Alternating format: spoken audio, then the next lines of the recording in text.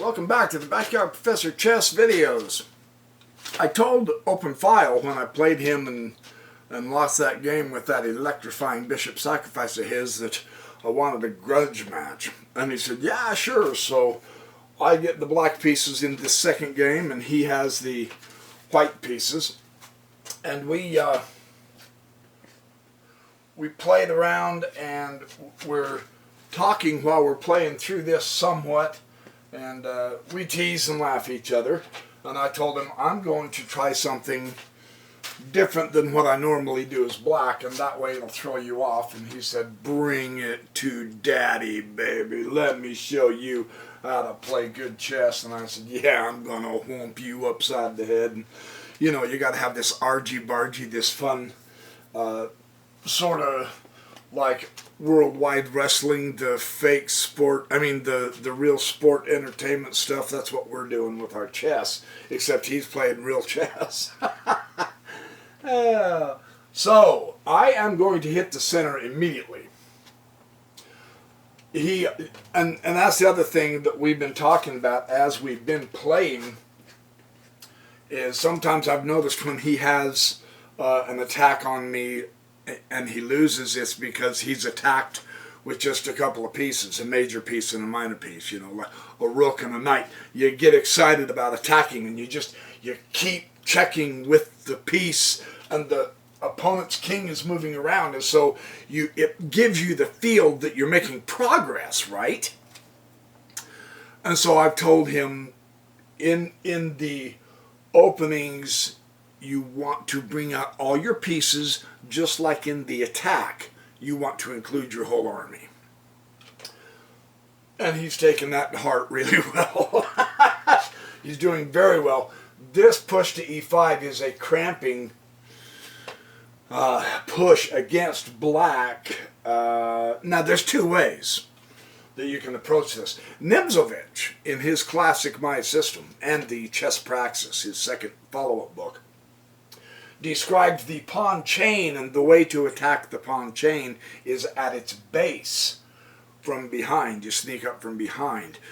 Today's modern thinking is just attack the pawn chain. You can do it one of two ways. You can hit it directly on the head of the Hydra. You know, let's go, get him to swap or you swap. Or I came this direction on this particular point with the c5 push, because that's a very strong center. See, there's nothing written in chess that any more than leaving a rook on an open file, letting your opponent have a strong center. Oh heavens, no. No, that's what chess is all about. Fight for that center. So this was my response. And he comes to bishop g5, check to the queen. And you go, queens can't get checked. Oh, yes, they can. Look at this. Check to the queen. If I don't do something, I lose the queen. So, he's coming out quite strong, very aggressive. You know, I hyped him up in the comments and got him scared to death of my great chess prowess. Whatever. Anyway, I do have a block. Knight e7. This developing move, because it wasn't a pin, actually got me to get a piece out. Notice, because he's cramped though, this push to e5, this changes the nature of my opening, because I wanted to put the knight here. And now, of course, with this bishop here, there's just no way the knight can come here. That affects which squares I influence. This one I'm not touching right now because I have to be here. Now I am bumping this one and this one and this one and this one, but that one's out of my reach, right? So it does change what part of the middle you're emphasizing depending on where you open with these knights. And now he comes to bishop b5. Now, when an opponent does this, very aggressive, beautiful opening, I went ahead and just, you can put your bishop here, you can put your knight here, or you can just move your king. I don't recommend doing that because it voids your castling privilege. I like to swap the bishop. Number one, this is his good bishop. Notice his pawns are on dark squares, so that's his bad bishop. Now, and when you say good and bad, that's really not, yeah. Because this bishop, it might be bad based on the color of the pawns in the center, but look how active it is. So, you know, you say it's a bad bishop, you go, what's so bad about it? Nothing. that label good and bad doesn't really work. On the other hand, with this shot, him giving me his good bishop, and this is my bad bishop, yes, I will be happy to exchange that bishop. Right? And he does.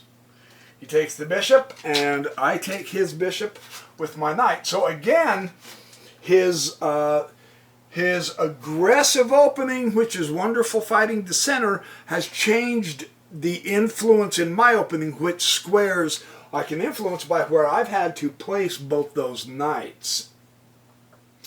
Had I been able to place them up on the 6th rank, then I could be hitting the squares on the 4th rank, but I can't right now.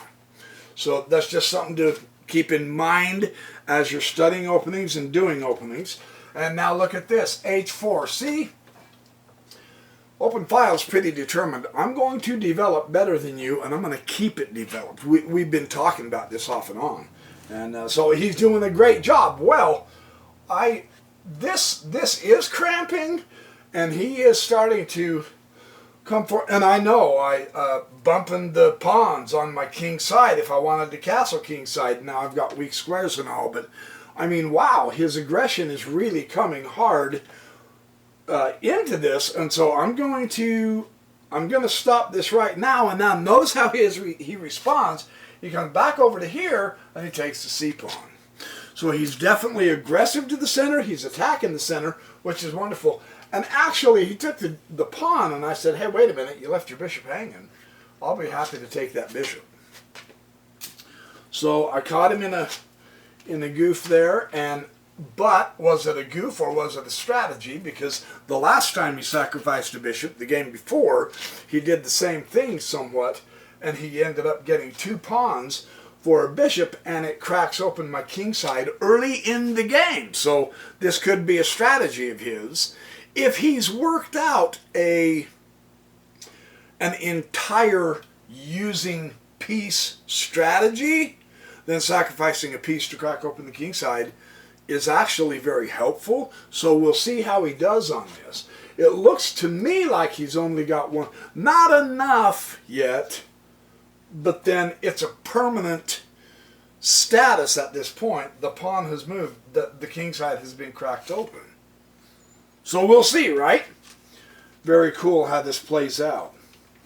I went ahead and took the c-pawn here. And he comes straight up the center, blam, right there in the center. Very strong center, contacting 2 targets, supporting this, eyeing the, that is a great move. I mean, just boop. So he's fighting and fighting hard.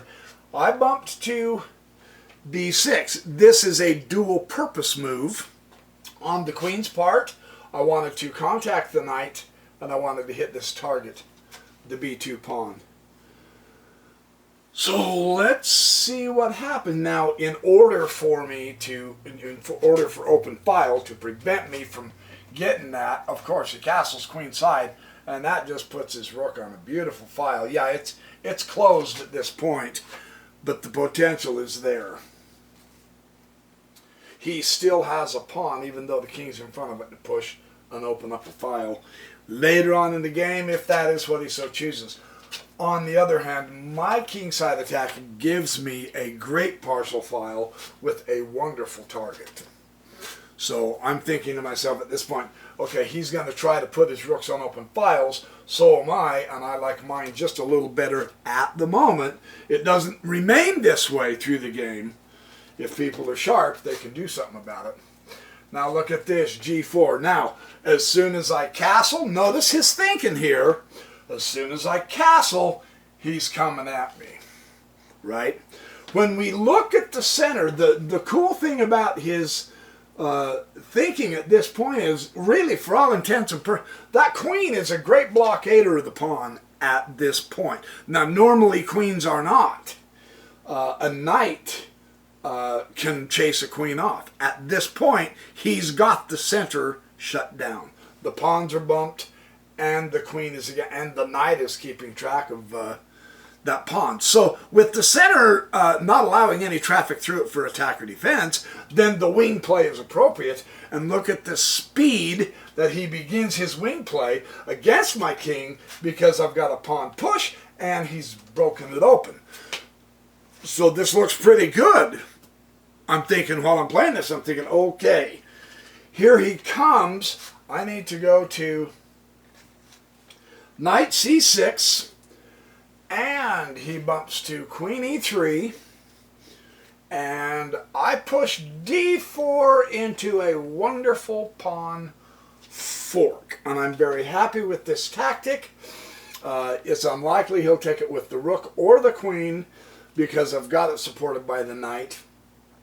And if when he moves his queen away, I can take the knight and thus return the favor and break up his queen side. He castled queen side, so I can break up his queen side pawn structure. So I'm very happy with that quick little tactic. So from this point, when I press this pawn, he did take it with the rook. I'm not quite sure how sound that strategy is. I personally wouldn't have done that just yet. I would have lost the knight. Now he's 2 pieces behind I'm in. I was a piece ahead. That's why I am a piece ahead. That's why the exchange, I believed, was not favorable to him, right? However, he is now in the center. He is on an open file. Granted, it's with the queen. He'll switch that soon, because he knows queens are not good on open files. And at this point, I had been building up this strategy because I saw a couple of moves before a nice little tactic. It was at this point that I could implement the tactic. Check with my knight, forking his queen. Of course, the knight is going to be taken, but I have a discovered attack exposed when I move my knight so that the queen can take the queen. And I was thrilled to be able to see this. Susan Polgar talks about this in her book on tactics. Other different books discuss the power of the discovered check. Artur Yusupov is big on this. So I was really happy this came together for me. And he took it with the C pawn, not the A pawn. That opens up the file toward his king, however. So the A pawn might have been a better pawn to take it with. We'll see. We will see. And then I took his queen. So I'm a queen up, and he laughed. We're talking about it, and he laughed. He goes, ah! He said, man, that was a good tactic. And I said, thank you very much. Let's see how well you can defend. And he said, okay, I'm going to give you a headache with defending. I said, yes, please do. So the first thing he does is he stupidly puts his rook on the file, attacking my queen. So rook on open file, center, and attacking the queen, using the open file and finding the target, all in one fell swoop, one move, using all 3 pillars of my chess ideas for beginners and intermediates. So obviously he doesn't know how to play chess. And it works. What a great move. I mean, at this point, that's the best move he can do, and he did it. What I did at this point, now I'm thinking, okay, now I have a rook here. This rook is on an open file. I haven't used it yet. I could take that pawn at some point, and then it dawned on me, hey, stupid, this rook is on the open file. My queen's hitting the pawn. Why not go here and connect my queen with my rook? Now I've got to get this other rook into this also. So kind of whittled down. Let's see if I can get him. And his knight here takes e6, giving him a passed pawn that looks scary and is going to look terrifying if it advances a couple more squares. So I've got to be on my toes here. Drink lots of water. By the way, I lost excuse me, I lost a pound yesterday. Yeah, I woke up this morning and weighed myself. I lost a pound on my goal toward 200. I'm just letting you know we can do this. It works. So, I need to, what I'm thinking here is acquire targets. And so I really made a stupid move. He's threatening me. He's got a beautiful fork on both the rook and the bishop. Yeah, I'm covered. That's not the point. The point is I really made a stupid move and did this. I thought, okay, acquire a target. I did not look carefully enough. And I'm really glad that open file, he is thinking, you know, as we're talking, we're acquiring target consciousness, you know. And that's a good way to, I've got the initiative more or less, and so he's attempting not to react to me. So he's thinking target also, and we talked this out when we did it. But look at the tactic he missed. Knight to c7, and he could have got a rook. It was dumb of me to try to acquire the target on that score. It was luck for me that he didn't get the tactic. Although he is acquiring a target, he is centralizing his knights very well. So, I mean, you know, there's a little bit of faulty play on both. Of course, there is in every game I play. However, the fun thing is, as we're playing together with various people online and all, we're learning together, and I'm beginning to see tactics. That's why I wanted to show you this. It's fun to begin to see tactics. And what I did is I took the rook. No, I didn't. I went to queen e3 first check. And I told him, all right, now see, this is the double hit where I check and I get a piece, and on open file was sharp enough to be able to go, no, you don't get that knight. But I already had targeted a knight. So true, when I moved here, I hit the double hit, the knight and the check, a good fork, something to keep in mind. I had two pieces threatened. So I did get the knight, just not the knight of the tactic. So anyway, so I acquired that. And he said it this way. He said, dude, it's a foregone conclusion. I said, okay, yeah, but let's play it out, because sometimes, I mean, even endgame blunders occur, or endgame tactics. So, and it is, you know, it's good practice. I mean, if you're down 4 pieces, of course you can resign. But here, there might be something that we can play with and have a little bit of fun with. So let's keep playing. And this is why I wanted to show you this game. The defense that open file did is just fun to see.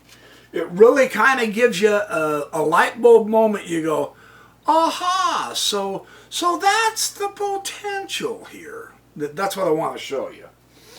Okay, and this is quite fun how he did this. First, okay, well, I'm going to hit a target then.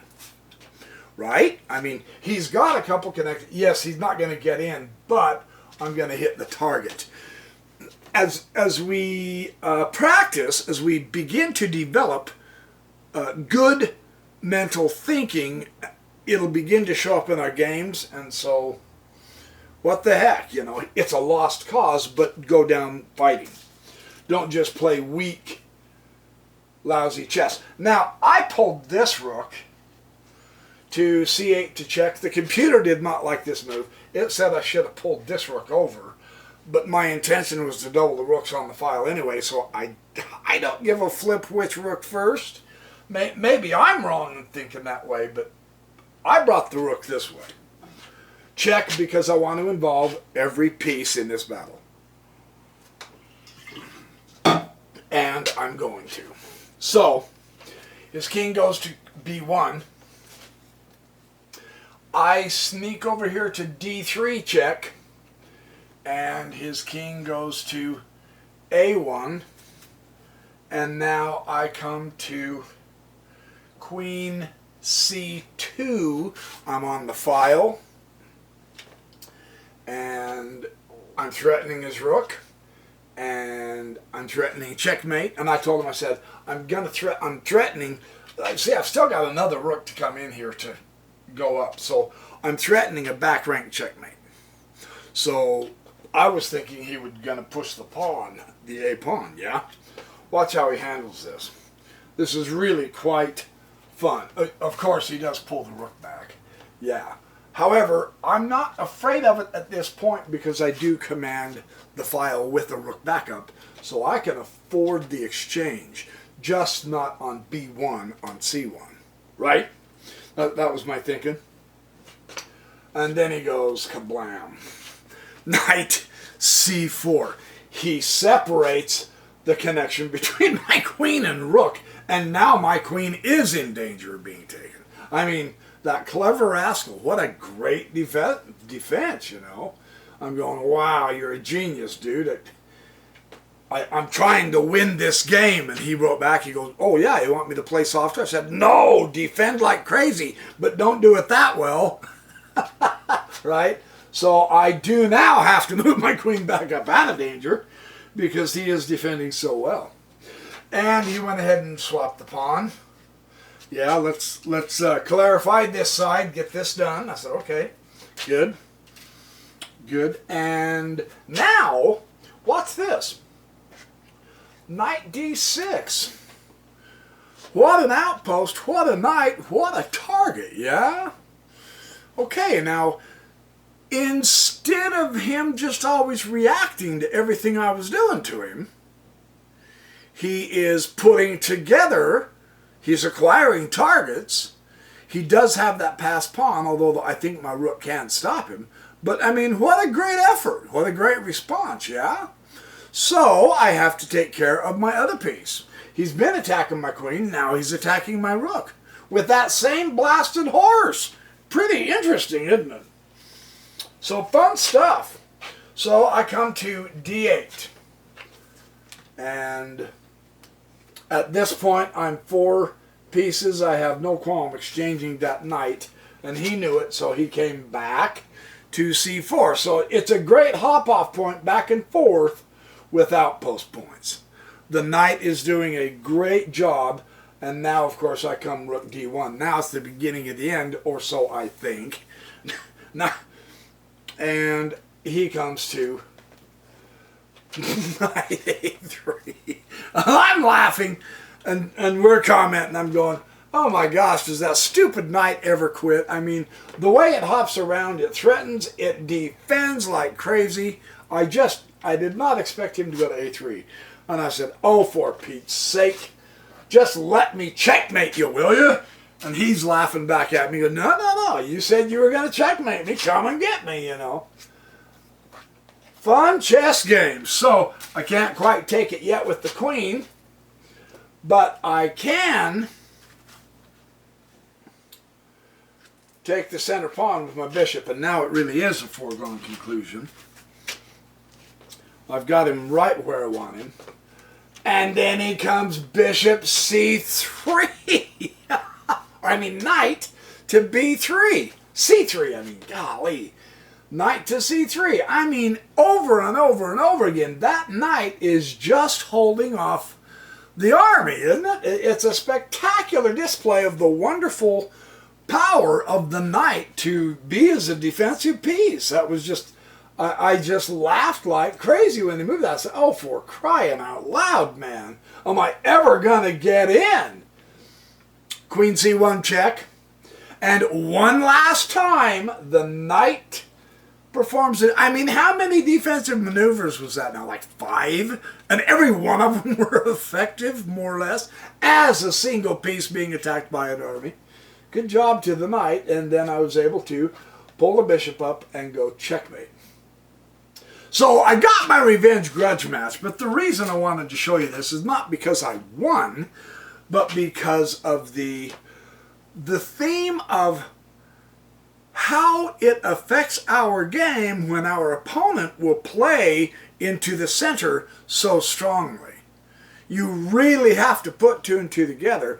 And then again, and I'm not real good at this, but I'm just showing you it is beginning to happen. My tactics of my ability to, I'm beginning to think more of, well, how do I place my pieces so I have tactics?